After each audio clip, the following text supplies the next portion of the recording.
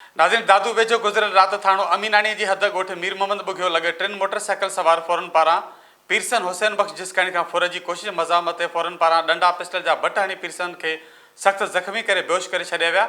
वधीक तफ़सील हासिल कयूं था सिकंदर पंवर खां। जी जीअं त मां तव्हांखे ॿुधाईंदो हलां त दादू शहर ऐं ॿाराड़ी में पुलिस जी सख़्त चेकिंग हुजण बावजूदि ॾुआरी ऐं फोरू सरगर्म। दादू वेझो गुज़िरियल राति थाणो अमीनाणी जी हद ॻोठ मीरमंद बुघियो में लॻ 3 मोटरसाइकिल सवारनि फोरुनि पारां रिटायर फौजी पीरसन हुसैन बख़्श जिसकाणी खां फुर जी कोशिश मदाहमत ते फोरुनि पारां डंडा पिस्टल जा बट हणी रिटायर फौजी खे सख़्त ज़ख़्मी करे बेहोश करे छॾियो।